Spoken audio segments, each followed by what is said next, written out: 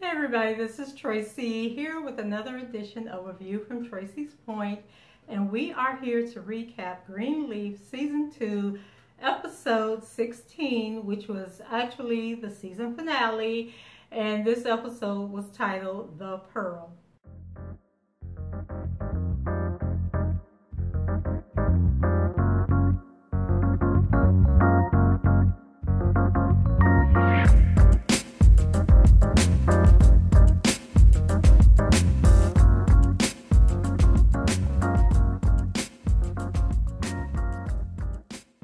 Now don't you guys pass out because I am actually doing the recap right after the show aired. I know it's something that I have not done in a very long time, but I am trying to get better. So let's go ahead and get into the recap. Let's hope that better days are coming. So the show opens up with Charity on stage with another singer, and the song, of course, is Better Days Are Coming. And so the song plays in the background as we get cameos of Charity singing and lusting after Jabari, who's standing backstage. And then we have Bishop Greenleaf packing up his stuff and moving into another room. And Zora is at the dress shop, and she's getting fitted for her gown for the cotillion. And the lady who's at the shop, who's working at the shop, notices the bruises on her arms, and she's like, oh my God, what happened? So of course Zora starts trying to cover it up, but then the lady just says, oh, well, let me get you a shawl that you can cover your arms up with. And I was thinking, where was Carissa? Like, did Zora go to try on the dress by herself? Because if I was the person working in the store and I saw a teenage girl with all them bruises on her arm, I would have made my way out into the lobby or whatever to say something to her mother about it. And that's probably because I've gone through human trafficking or human sex trafficking training before, and so you train and notice that type of stuff and to alert others about it, you know, so that you make sure young girls are not in trouble. Then we have Lady May, and she's going through some sentimental things. She has like the newspaper article from when Uncle Mac was named Man of the Year, and then she comes across a deed to some property, and she pulls out this case that holds some pearls. So I think that's what she was looking for. And so when she went to smiling and reminiscing over the pearls, all I could think to myself is, Lady May, please don't you go out there and give Sophia those pearls. Like, for some reason, I just felt like she was going to favor the light-skinned the light-skinned granddaughter. So I was just praying that she would not do that. So then we have Grace, and it's her and Sophia, and they're coming down the hallway, and I think Sophia was getting ready to go downstairs for something, and Grace sees Marisol, and she has this rack of the bishop's suits, and so she asks her, like, well, where you going with my daddy's suits? And so Marisol lets her know that the bishop is moving into the guest room. So I was like, oh my Lord, like, how you gonna move out your bedroom into the guest room? Because I'm thinking, like, if we ain't getting along and somebody got to go, you got to go outside the house. Because if you still in the house, you might as well be in the bedroom with me, and we sleeping back to back with each other. So downstairs we have Lady May, and she's with Zora and Sophia, and I am so happy that she had the pearls separated to create 2 strings so that she could give both of the girls one to wear at the cotillion. And then she tells them, you know, why pearls are so special, and how, you know, this moment where she can pass those pearls on to them is, you know, means so much to her. Then we have Isaiah. He rolls up to the Greenleaf estate, and he is so rude and disrespectful that this fool is outside blowing the horn. Bob, bob, bob, bob, bob, bob, bob, bob, bob. And I'm just like, oh no, we don't do that. Let a boy pull up at my house blowing a horn. I tell my daughters, like, first of all, if he had any respect for your parents, he would not be out there blowing that horn, and you need to have enough respect for yourself that you wouldn't even fool with a joker that would just pull up to your house and blow the horn. Like, if he can't get out and come up to the door and formally ask for you, he don't need to be coming to my house. Now, what he do at somebody else's house, or how you let him do out from my house, or when I'm not here, but when I'm here, if somebody come to this house, they need to come to the door. And of course she got mad and was rolling her eyes and telling me, you know, how difficult I am. But anyway, that's just like a sign of disrespect.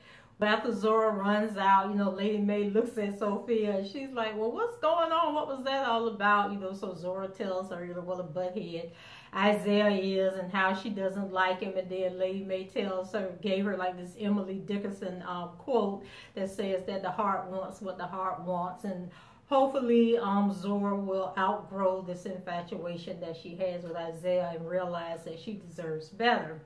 So over at the church, Lady Mae is ordering flowers for charity, and she's telling that secretary, you know, to put some little cute note in the card. And I think the girl said she was going to put in there family matters or whatever. But anyway, Lady Mae wants to show support for charity while she's out on the road. So then she gets a call from Mavis. Mavis finally decided to return her phone call. And so she explains to her that she wanted to let her know that she came across their mother's pearls and that she gave the pearls to Zora and Sophia and that she hoped that Mavis is okay with it. And Mavis was like, girl, I don't hear nothing about no pearls. I don't care nothing about them pearls. In that message you left me, you said something about a deed to my club, and that is what I'm calling for.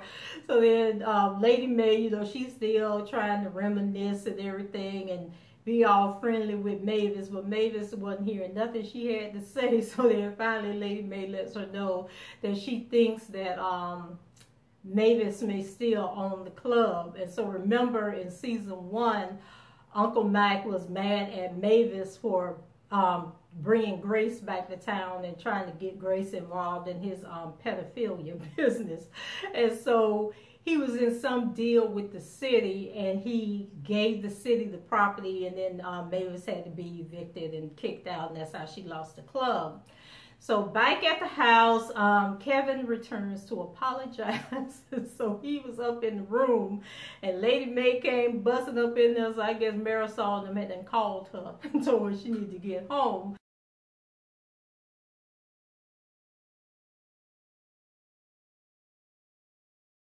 So Kevin says that, you know, he was there to apologize and he wanted to know where Charity and Nathan was. So Lady Mae, you know, she's being all judgmental, like Kevin ain't good enough to be a father to his child, and telling him, no, well, you abandoned them and you ain't got no business here, and you get on at my house and I'll let them know that you came by. So Kevin, you know, he stood his ground and said, I am still Nathan's father and I will take y'all to court. So Lady Mae was like, oh, sure you will, and have all your business come out. But I think she done forgot that Kevin has come out. And even if he hadn't come out, y'all done told enough people that the boy is gay that he don't even have to come out. Everybody already know what's going on. But Kevin had a new look about him. He had some confidence about him. He looked like a man who is finally comfortable with who he is, and he's proud of it. So he told Lady Mae, you know, do what she got to do and he'll do what he got to do. So when Lady Mae left out the room, Kevin called Aaron. And so Aaron was like, well, how did it go? And then Kevin said, not too well, but I'm going to need your help. And I say, check out Kevin. They got a backbone, ready to fight, ready to be the man. I was like, high five, Kevin. So over at the cotillion, you know, everybody's all spruced up and looking beautiful in their gowns and everything. And they're doing like photos of everybody. So they're taking pictures with the girls, taking pictures with the girls and their dates. They're doing like family portraits and everything. And so then the photographer said that he wanted to, I think he did the family picture with everybody in it. He said he wanted to take pictures with the grandparents. So of course the bishop looking like, I don't want to take no picture with her. But Lady Mae checks him and tell him, come on over here and don't be making a spectacle and embarrassing me. So they get over there and they taking the pictures and they mumbling and grumbling to each other. So Grace and Darius are like looking at them like, oh Lord have mercy, what's wrong with them? So then they get through their pictures and they go off to the side and they still cutting up. So Grace takes the opportunity to fill Jacob in on what's going on, but he brushes it off like, you know, every marriage has problems and they just going through something. It won't be the first time, it won't be the last time, but Grace isn't so sure. And by the way, have you guys ever attended a cotillion, which is for the girls, and then they have the bootillions or botillions, not sure how they pronounce it, which is for the boys, which is like the coming out for the boys. And it's really good to see certain traditions carrying on. I just wish that more girls could participate, because I know here is more like a fundraiser. I think the AKA put on the cotillion, and they do it like every other year, and then the Deltas do the one for the boys, and they just started doing that here like 2 years ago. So I think they may do one next year. Not sure. Maybe they decided not to do it again, because it seemed like they did the first one last year, so the next one should be next year. So anyway, I just wish that, because it's more for, it's more like an elitist type setting, like anyone can join that fits the criteria. But I still don't feel that it's all inclusive of every girl in the community can participate. And I just wish that there was more inclusion with girls that come from, certain backgrounds that, may not have two parents in the home, or parents that make a lot of money, but, that more people can participate from different socioeconomic backgrounds, that type of thing. But anyway, it's a nice event, and if you ever get to go one, I think you will enjoy it. So Tasha decides to apologize to Lady Mae, for the mishap with the application, but she's happy that everything turned out. But Lady Mae isn't buying it, and she's still being all snooty. So then there was like this weird moment when Lady Mae like stepped back away from Tasha, and then Rochelle stepped up, and I couldn't figure out like if she was getting ready to jack Tasha up for whatever was going on between her and Lady Mae, or what in the hell was going on. But that Rochelle is just too bold, because then she goes over to Bishop Greenleaf and asks him, I think she asked him, did he want to dance? And then he was like, I need you to show my wife a little respect. She's standing right over there. But Rochelle was like, but where's Lady Mae? And he says, oh, well, she's preoccupied. And then she was like, okay, well, then we can go out there and dance. But the bishop was like, no, that's not happening. And I think he was kind of put off that Rochelle would be trying to come on to him, like in a room full of people. But Rochelle had her punani on the table for him, okay? So I mean, like, her intent was very clear. She let the bishop know that she wants some of him. And he was just like, oh, Lord Jesus. So he hurried up and got up from that table and went off and talked to somebody else. And then, y'all, hell to the no, no, no, no, no. I did not see this one coming. How about Rochelle is Basie Skank's sister? And her coming on to the bishop is all a setup and all part of a scheme to get back at the Greenleaf. So Bishop Greenleaf wasn't having it, and hopefully they will figure out what's going on before it's too late. But Rochelle goes over and tells Tasha, that she failed, but she ain't giving up. So Tasha was like, okay, we just gonna have to come up with something else, try a different angle. And I'm just like, ain't y'all from nothing? Like, nothing from nothing. I didn't see that one coming. I really didn't. They got me on that one. Then we move over to Jacob and Carissa, and they're looking at Zora and Isaiah out on the dance floor. And so Jacob, his heart is softening, and he's telling Carissa, okay, maybe we shouldn't punish her so quickly. Let's start her punishment after tonight. Let her enjoy tonight, have fun, hang out with her friends. But Carissa was like, oh no, I found condoms in her room. We letting her off the hook, and we showed up everybody, let her go home with that boy after this here dance is going on. So Jacob's whole demeanor changed when she said the word condom. So we go out on the dance floor, and Zora tells Isaiah, that they can't hang out because she on punishment. And so he's like, well, what did you do? Like, why did you mess the night up? And so she tells him about the mom found the condom. So now he's pissed at her and demeaning her and telling her she's stupid for leaving the condoms out. And so she's trying to explain, well, no, my mom was snooping through my room. She thought I was using drugs, and he wasn't hearing it, so he just showing his behind out on the floor and gets mad and tells her, he's done with her. She messed everything up, and so he runs out. And then Zora goes to follow him. But Miss Sophia, my girl, Sophia saw what was happening, was like, oh no, let me see what's going on out here. So she goes running after him, and then when they get outside, Zora, you know, of course, she's begging Isaiah not to leave, and the two of them get into like a tussling match, and then the next thing I know, he like slapped the hell out of her. Just like, do abusive boyfriends do that? Like, y'all in a place with hundreds of people, like anybody could have been coming at the door and you just go slap the girl like that? So then he starts apologizing and, you know, telling her he's sorry and he loved her and he never meant to hit her. He never do it again. You know, the whole song and dance.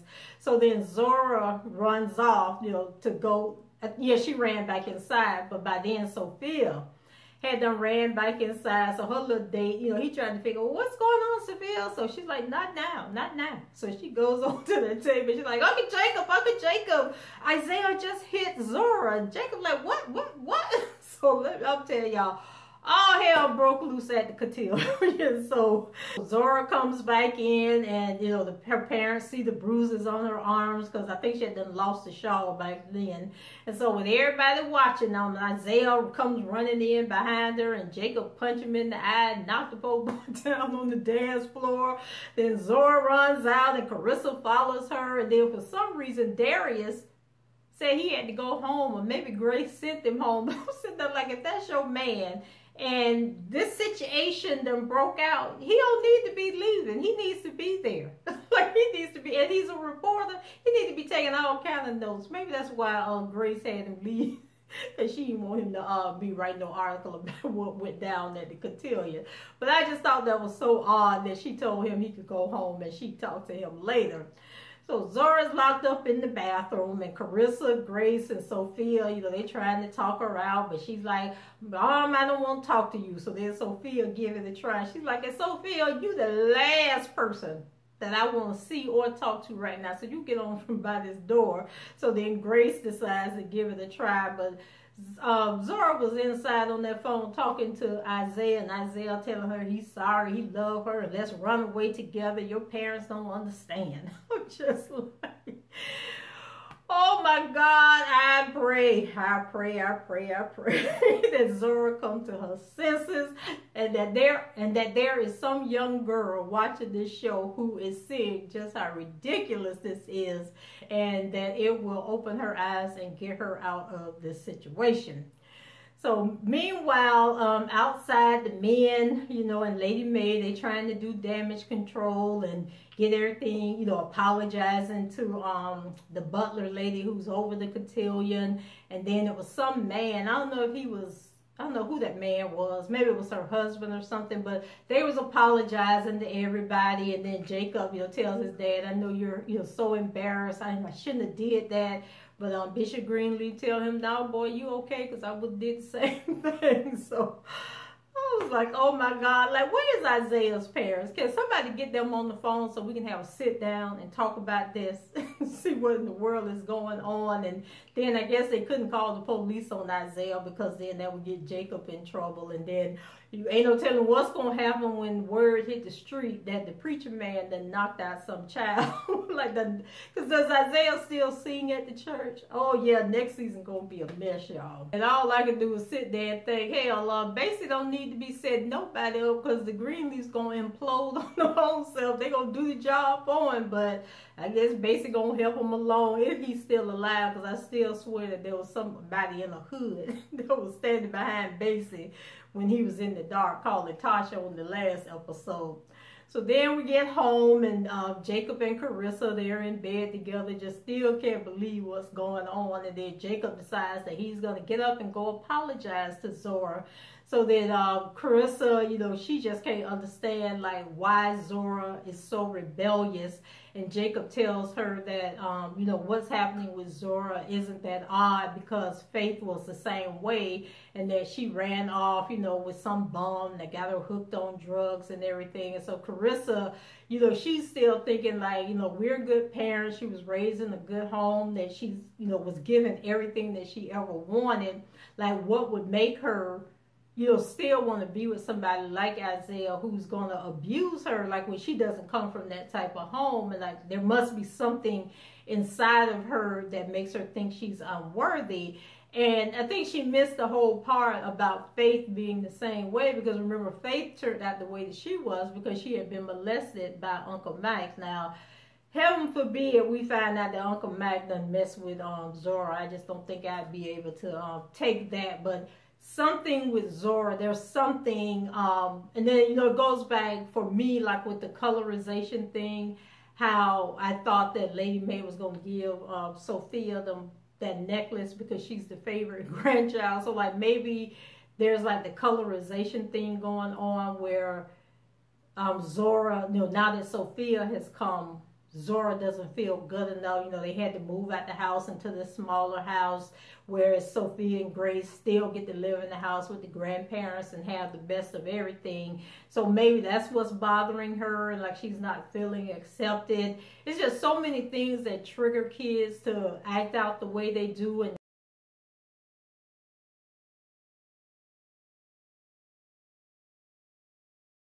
to have low self-esteem, that you really, like, if they're not willing to talk to you, there really isn't much that you can do to pull that out of them. So how this thing with Zora works out, you know, it's going to be very interesting, because Jacob finally makes it over to Zora's room, and, you know, he's banging on the door, and Zora's not answering, so he opens the door, and of course, Zora has packed her bags and left to go be with Isaiah. And then, I don't know if she did it intentionally or not, but she left her phone. So now they can't even track her down with the location app on the phone. So let's pray for Zora, y'all. Let's pray that she comes to her senses. Let's pray that that boy don't get her killed out there. Let's pray that they find her and get her back home and get her the treatment that she needs. So then when they were getting ready to leave the cotillion, Lady Mae, everybody was getting ready to go home, and Lady Mae said that she had to go see Mavis, and they was like, Mavis? And she was like, yeah, she's in town. So we get over to Aunt Mavis' house. She already in there drinking, and Oprah knows she can play them drunk roles. Like she can always play the somebody that done me wrong roles, and this is no different. When Lady Mae comes in, Mae's talking about she's moving to Sweden because she done got an offer from some investors to open up a club. Just like, what investors was in wherever Mavis and Alfonso or Alonzo or whatever his name was at, that decided she was so amazing that they're gonna fly her overseas to open up a doggone nightclub. But that's what Mavis said the game plan is. So maybe Oprah don't want to be a part of Greenleaf. Maybe she feels like that character is really not needed. So this is how they're going to write Aunt Mavis at the show. And I apologize, guys. My throat is so dry. So dry. So my voice keeps like coming in and going out. So Mavis was like, look, girl, I came to get the last bit of my things, and I need to know what's going on with that deed you was talking about. So Lady Mae still trying to mourn over Uncle Mike, and Mavis wasn't hearing it. And she was like, she don't care about Uncle Mike. She don't care that they daddy dead. All she want to know is what's going on with the deed for the club. So then Lady Mae tells her, you know, shows her the deed, and Mavis looking over. And so Lady Mae is like, so what do you think? Do you think you could come back and open up the club?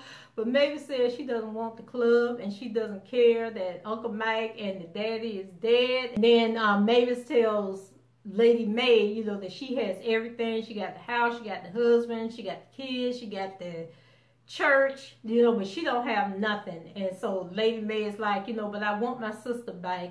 And so she, you know, apologizes and tells Mavis, you know, that she could move back, they can start their relationship over with.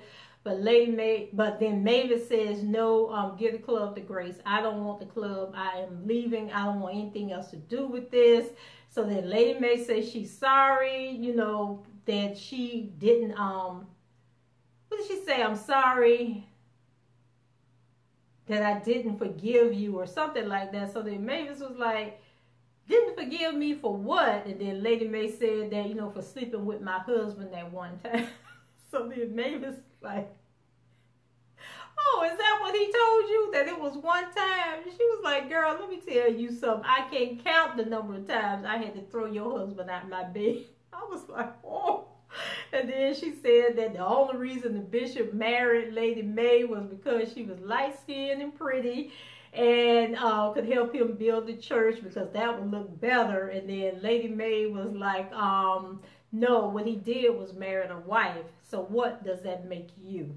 I was like, whoa, well, but this is what I said last season, that Lady Mae, the bishop, I think this is what I said last season when I first picked up on the whole Bishop and Mavis thing, was that I think that the bishop used to be in the street, because we already know he gangster because they burned down that church to get that insurance money. So he was kind of gangster. He was kind of out there in the streets, and I think that Mavis was what he really was attracted to.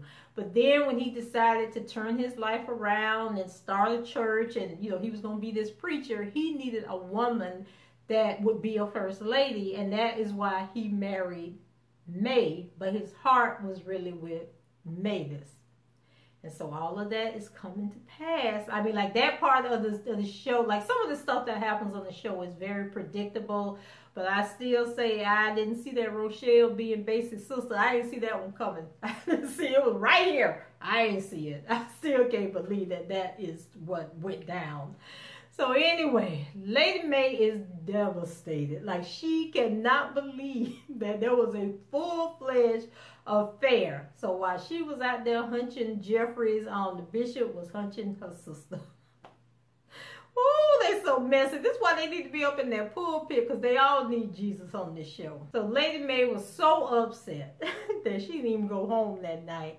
So the following morning, Grace comes down, and then I think the bishop was already downstairs, and so the two of them were talking, and Lady Mae came in like a hurricane. She came in swirling like Irma came down here swirling a couple of weeks ago. And so Grace is standing there, and Lady Mae didn't care. I don't know if she was so angry that she didn't see Grace standing there. But she told the bishop that, he had been sleeping, that, he had a full affair with Mavis, that it wasn't just one night. And so the bishop doesn't deny it and says, and she told him to get out, that she wanted him gone at that house. And then he tells her, fine, goodbye, whatever. So it's like, oh my God. So then when Grace tries to say something, Lady Mae ignores her and tells the help, because of some black lady in the maid uniform came out that wasn't Marisol, and she tells the lady that she wants some breakfast. I was like, wow.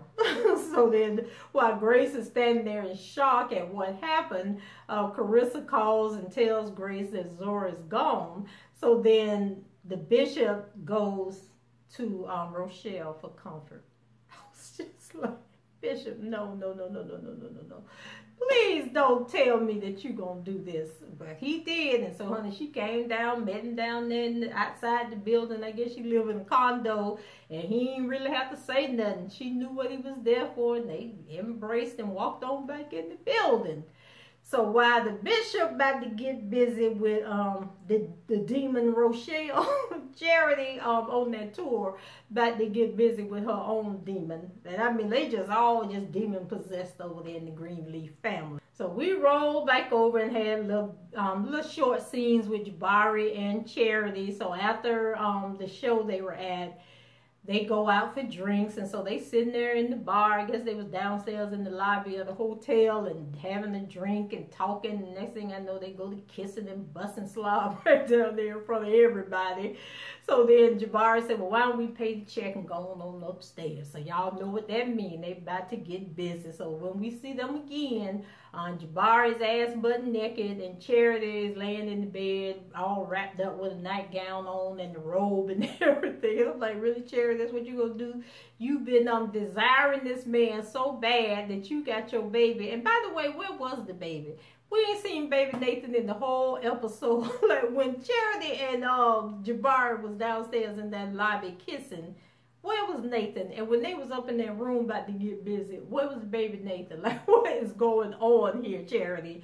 But anyway, Charity laying in that bed, and Jabari like, girl, what's wrong with you? Why you got them clothes on? Like, what we gonna do? So then she trying to kill the mood, talking about, she ain't that type of girl, and she ain't promiscuous, and she has morals. And I'm like, oh, you got morals, but you in the bed with this man. Like, that don't go together. That's a contradiction. So then she starts telling him that you know, Kevin was the only man she had ever been with. He was her first and only. And then she got a scar from her C-section, you know, because she had went into premature labor and all this stuff. So they had to do the C-section to save the baby Nathan, but she lost the other baby. And I'm like, girl, are you for real right now? Like, is this what we doing right now? Like, you just giving Jabari ammunition to just suck you into his little game that he is about to play on your mind. But Jabari, you know, he's up for the task, and he tells her she's beautiful and the scar don't mean nothing. Then he was like, show me the scar. So she pulls up her gown, and he gone down there and kiss the scar and tell her, you know, you just beautiful, baby. And honey, whatever it took. Because next thing we know, Jabari then got on top of her and was just all down in and all around. And so Charity then got her grooved on. She done got dick whipped. And I guess she'll be out there making a, one of those, what's that challenge they got going on? I did it for the D challenge. I'll do it for the D challenge. Charity gonna have one of them online by tomorrow morning. Because I know she done got real good. Anyway, the season came to an end, y'all. We still didn't get a word from the Lord from the pulpit of Calvary since the season. Did we even get a word in the first half of the season? Because we surely didn't get one in the second half of the season. So I don't know what's going on with Calvary. I don't know why we went through all that trouble of bringing Carlton back, why we had to hear about the 2x2 sermon that the bishop was going to preach, because he never made it into that pulpit and Carlton never made it into the choir stand, guys. That's it for me and these sinning church folks. So until the next time, guys, leave your comments below, rate the video, subscribe to the channel, and share the video on your social media platforms, and you can do all of that right down below. And until the next time, guys, Queen Sugar will be back next week. Yay! So I can't wait. What's the boy named Ralph Angel was on Wendy Williams today, and he was saying that he used to be a little chubby boy and suffer from low self-esteem when he was a kid, and that right now he's dealing with his self-esteem issues and he's becoming more confident in himself, and that his 5-year goal is to find him a woman and to have some babies. And little boy got a crush on Issa, but I think Issa might be a little too advanced for him, so he might want to leave that alone. But anyway, guys, until the next time, I shall talk to you later. Bye-bye.